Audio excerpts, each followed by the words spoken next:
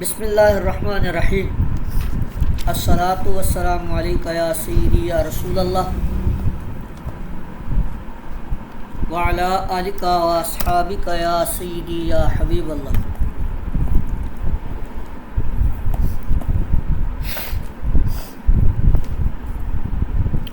ہم الرفع والتکمیل فی الجرح والتعدیل اس کا ایقاظ نمبر 19 پڑھ رہے تھے، جس کا عنوان تھا کہ کسی راوی پر جرح کو قبول کرنے میں غور و فکر کے لازم ہونے کا بیان۔ اس میں انہوں نے یہ بتایا تھا ہمیں کہ جرح قبول نہ کرنے کے بہت سے امور ہیں جو جرح کو قبول کرنے کے معنی ہیں یا رکاوٹ بنتے ہیں۔ ان میں سے ایک بتایا تھا جرح قبول نہ کرنے کی وجہ جارے کا خود مجروح ہونا، اور دوسری وجہ بتائی تھی جرح قبول نہ ہونے کی جارے کا متعنت و متشدد ہونا۔ آج یہ جرح کرنے والے محدثین کی آپ کو اقسام بتائیں گے۔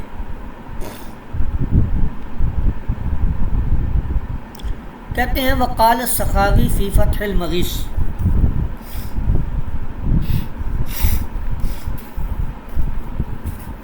کہ امام سخاوی رحمۃ اللہ علیہ نے فتح المغیث کے اندر یہ بات لکھی ہے کہ قسم الذہبی من تکلم فی الرجال اقساما، کہ ذہبی نے تقسیم کیا ہے ان کو جنہوں نے کلام کیا ہے رجال میں، راویوں پر کلام کیا ہے جنہوں نے، اس کو ذہبی نے تقسیم کیا ہے اقسام میں۔ اب وہ اقسام کیا ہیں یہاں پر دیکھیں۔ پہلی قسم کہتے ہیں تکلموا فی سائر الرواتی، بعض ائمہ وہ ہیں جنہوں نے تمام راویوں کے بارے میں کلام کیا ہے۔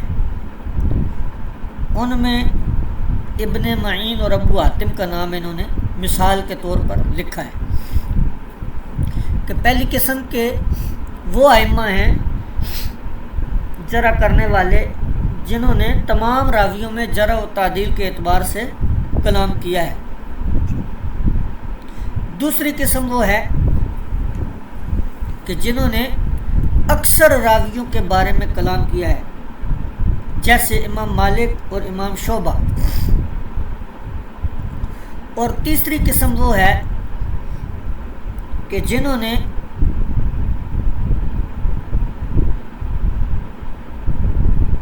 کچھ لوگوں کے بارے میں کلام کیا ہے، تکلموا فی الرجل بعد الرجل، کہ بعد رجال کے بعد رجال میں کلام کیا ہے۔ اس کا ترجمہ آپ یوں کر سکتے ہیں کہ تیسری قسم وہ ہے کہ ایسے ائمہ جنہوں نے کئی راویوں کے بارے میں کلام کیا ہے لیکن کثیر یا سارے راویوں کے بارے میں کلام نہیں کیا، جیسے ابن عیینہ یا امام شافعی۔ قال، کہتے ہیں اس کے بعد امام ذہبی رحمۃ اللہ علیہ نے مزید کہا کہ وَالْكُلُّ عَلَى ثَلَاثَةِ أَقْسَامٍ أَيْضًا، یہ جو تین اقسام ہیں ان تینوں کی پھر آگے تین اقسام ہیں۔ وہ کون کون سی ہیں؟ پہلی جو تقسیم کی وہ کی راویوں کی تعداد کے اعتبار سے، کہ سب راویوں پر کلام کیا، کثیر راویوں پر کلام کیا، یا بعض راویوں پر کسی راوی پر کلام کیا۔ پھر یہ جو تین اقسام ہیں ان میں سے ہر ایک کی تین اقسام ہیں۔ اب وہ ہر ایک کی تین اقسام کون سی ہیں؟ پہلی قسم بتاتے ہیں متعنت فی الجرح اور متثبت فی التعدیل. یہ پہلے ہیں جی کہ ان میں سے ہر ایک جو ہے وہ جو اوپر 3 اقسام ہیں ان میں سے ہر ایک کی پہلی قسم یہ ہے کہ وہ جرح میں متشدد ہیں، متعنت ہیں اور تعدیل میں محتاط ہیں. یغمز الراوی بالغلطتین والثلاث، اور راوی کو 2 اور 3 اغلاط سے موسوم کرتے ہیں. تو کہتے ہیں کہ فہذا اذا وثق شخصا فغد علی قوله بنواجذک وتمسک بتوثیقہ. کہتے ہیں جب یہ قسم متعنت فی الجرح کی قسم میں سے اگر کوئی امام جرح و تعدیل کا کسی راوی کے بارے میں اس کی توثیق کرے، تو کیونکہ یہ تعدیل میں محتاط ہوتے ہیں اور جرح میں متشدد ہوتے ہیں، اتنی جلدی کسی کی توثیق کرتے نہیں ہیں. تو جب یہ ائمہ کسی کی توثیق کریں تو فعد علی قولہ بنواجذک، تو ان کے قول کو تو پکڑ لے اپنی داڑھوں کے ساتھ. وتمسک بتوثیقہ، اور ان کی توثیق سے کیا کر، تمسک کر، استدلال پکڑ. یہ تو ہو گیا جب وہ کسی کی توثیق کریں. وَإِذَا ضَعَفَ رَجُلًا فَانظُرْ هَلْ وَافَقَهُ غَيْرُهُ عَلَى تَضْعِيفِهِ، اور جب یہ کسی شخص کی تضعیف کریں، اس کو ضعیف کہیں، تو پھر فَانظُرْ، غور و فکر کر، تحقیق کر، کیا ان کے علاوہ کسی نے اس راوی کی تضعیف کی ہے یا ان کی موافقت کی ہے تضعیف کرنے میں. پھر اگر کسی نے تو ان کی تو موافقت نہیں کی اس راوی کو ضعیف کہنے میں،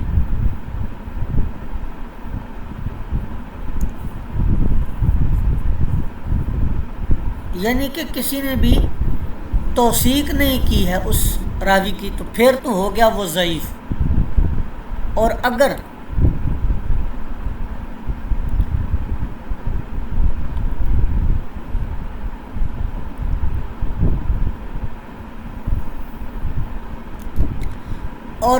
تو کسی نے توثیق کی ہے تو اس کے بارے میں پھر تو یہ دیکھ کہ جرح مفسر ہوگی تو قبول کی جائے گی ورنہ قبول نہیں کی جائے گی. یعنی لا یکفی فیہ، تو پھر کفایت نہیں کرے گا ابن معین کا قول ضعیف اس وقت جب وہ سبب ضعف بیان نہیں کریں گے.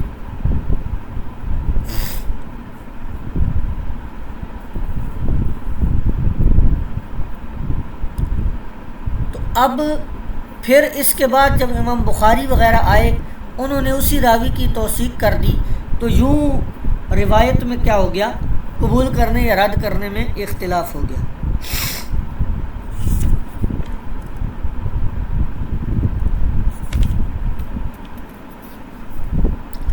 تو کہتے ہیں کہ اسی کی مثل اختلاف ہو گیا. امام ذہبی رحمۃ اللہ علیہ فرماتے ہیں کہ وہ شخص علماء میں سے جو نقد رجال میں مہارت رکھتا ہے اور استقراء تام رکھتا ہے، یعنی گہری نظر رکھتا ہے، اس کی شان یہ نہیں ہے کہ اس میں توثیق کسی ضعیف کی وہ توثیق کر دے یا کسی ثقہ کو وہ ضعیف کہہ دے.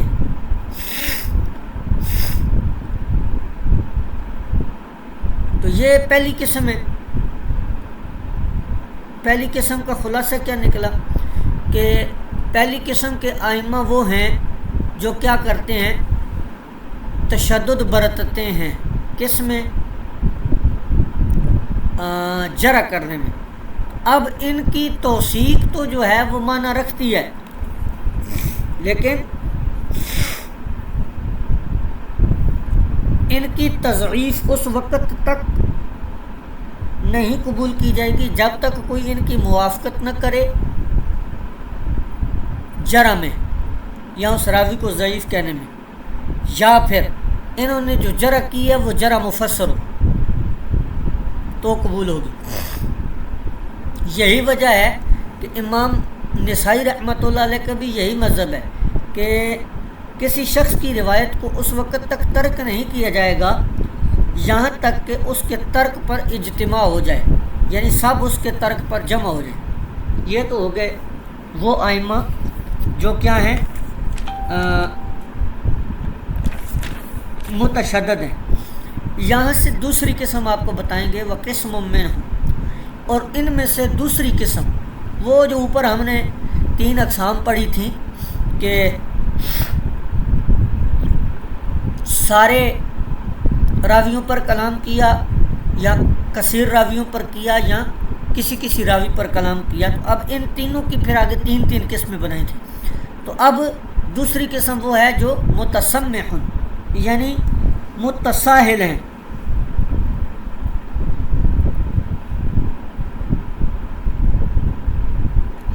جرح کرنے میں کیا ہیں؟ متساہل ہیں، اور راوی کی توثیق کرنے میں جلدی کر جاتے ہیں. وہ کون ہیں جی؟ امام ترمذی ہیں اور امام حاکم ہیں. اس کا حاشیہ دیکھ لیں.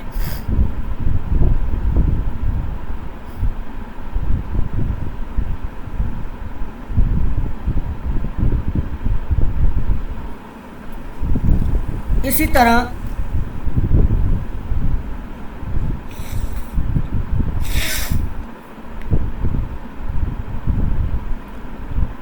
امام ترمذی اور امام حاکم جو ہیں یہ متساہل ہیں. کس میں؟ جرح میں، یعنی یہ جلدی جرح نہیں کرتے کسی پر، بلکہ ہلکی پھلکی جرح بھی ہو تو راوی کو کیا کر دیتے ہیں؟ ثقہ کہہ دیتے ہیں. توثیق میں متساہل ہیں. علامہ ذہبی رحمۃ اللہ علیہ کی ایک کتاب ہے ذکر من یعتمد قولہ فی الجرح والتعدیل، اس کے صفحہ نمبر 172 پر آپ لکھتے ہیں کہ اس قسم میں امام ترمذی، امام حاکم اور امام بہقی بھی متساہل ہیں.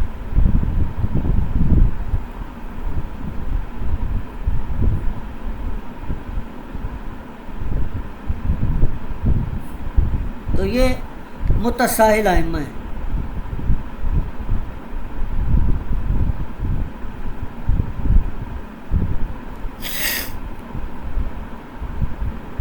اب جس طرح پہلی قسم کے ائمہ جب کسی راوی پر جرح کرتے تھے تو ان کی جرح بغیر غور و فکر کے قبول نہیں کی جاتی تھی، تو اسی طرح یہ دوسری قسم کے ائمہ جب کسی راوی کی توثیق کریں گے، کسی کو ثقہ کہیں گے، تو ان کی توثیق اور ثقاہت پر جو ہے وہ غور و فکر کیا جائے گا اور دیکھا جائے گا کہ یہ اکیلے ہیں یا منفرد ہیں.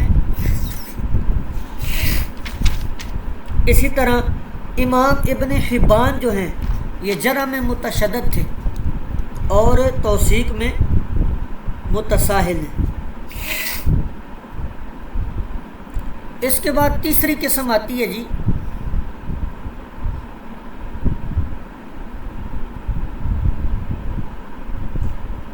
اچھا، اور میں کہتا ہوں، کون؟ یہاں پر یہ آگے بتا رہے ہیں علامہ عبدالحی لکھنوی، قلت کہ میں کہتا ہوں کہ واقع ابن حزم، کہ ابن حزم بھی ایسا ہے کہ اس نے ہر ایک کے بارے میں کلام کیا ہے.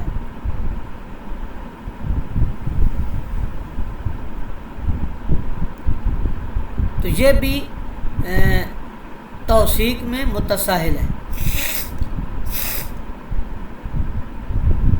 آگے دیکھیں جی، جیسے امام ابو عیسیٰ ترمذی اور ابو القاسم البغوی وغیرہ.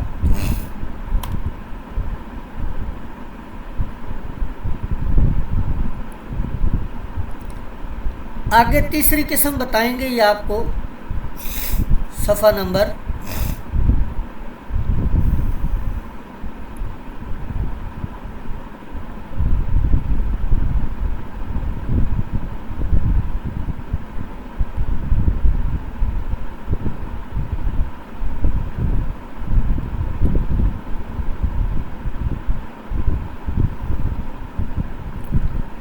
یہ سارا اشیاء آپ نے دیکھ لینا ہے تفصیل سے نا، راویوں پر کلام ہے، اس سے آپ کے اندر اہلیت پیدا ہوگی ان اقسام کو راویوں کے سمجھنے کی۔ اور تیسری قسم ہے وہ ائمہ جو جرح و تعدیل میں کیا ہیں؟ معتدل ہیں۔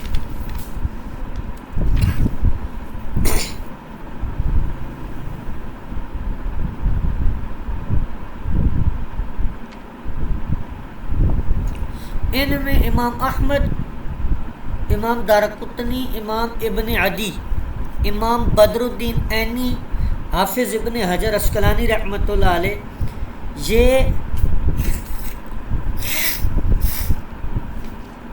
معتدل ائمہ میں سے ہیں۔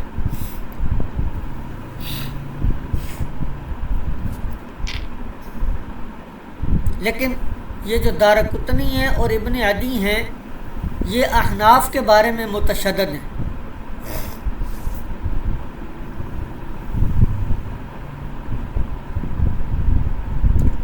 امام سیوطی رحمۃ اللہ علیہ نے زہر الرباح علی المجتبی، یہ سنن نسائی پر حاشیہ ہے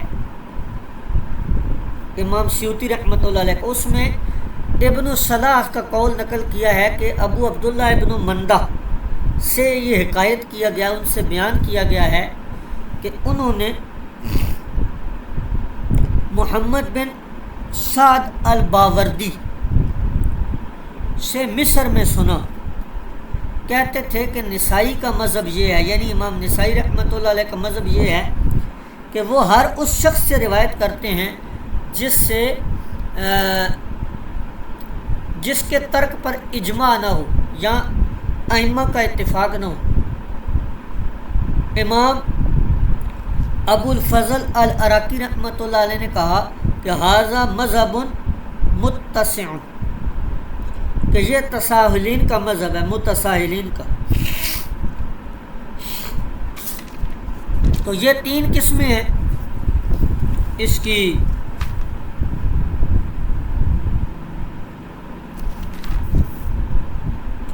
جارحین کی۔ پھر آگے آپ کو اب یہ ائمہ کے بتائیں گے کہ ہر طبقے میں جو ہیں وہ ایسے رجال ہیں جو نقد کرتے ہیں،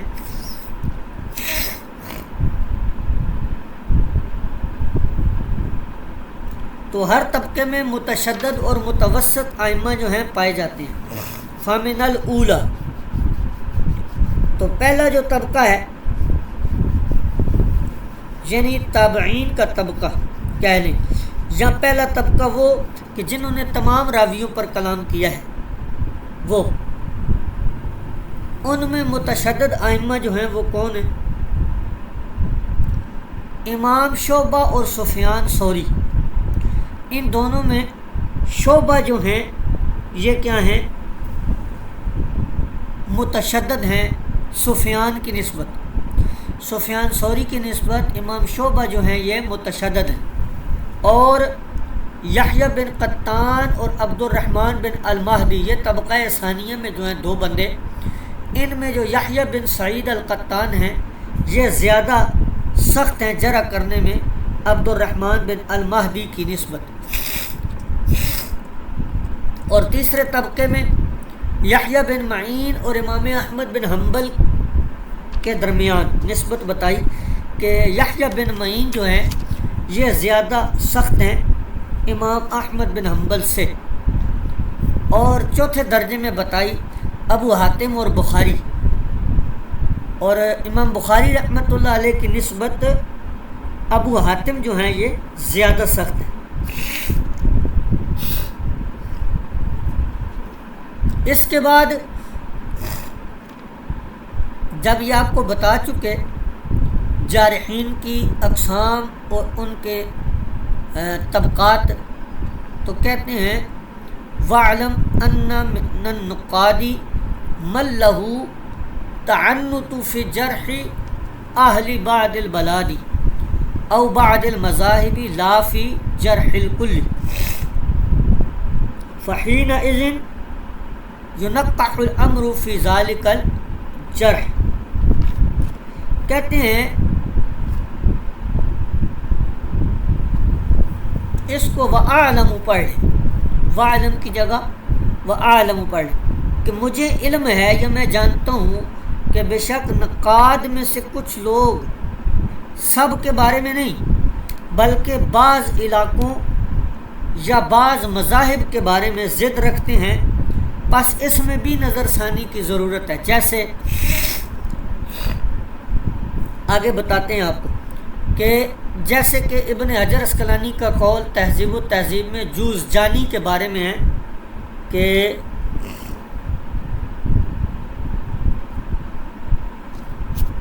جوزجانی جو ہے یہ اہل کوفہ کے بارے میں کیا ہے، متشدد ہے.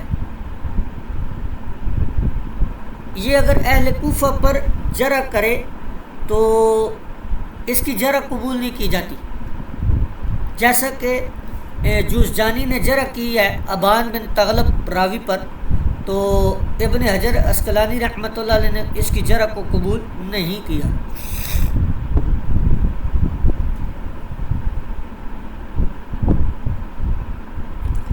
اسی طرح علامہ ذہبی رحمۃ اللہ علیہ نے جو جرح کی ہے میزان الاعتدال میں، سیر اعلام النبلاء وغیرہ میں یا دیگر کتابوں میں، کس پر؟ اولیاء امت اور کثیر صوفیاء میں سے صوفیاء پر. تو اس کا کوئی اعتبار نہیں کیا جائے گا جب تک کہ دیگر ائمہ جو ہیں جو منصف مزاج ہیں، متوسط ائمہ ہیں، وہ اس جرح کی موافقت نہ کر لیں.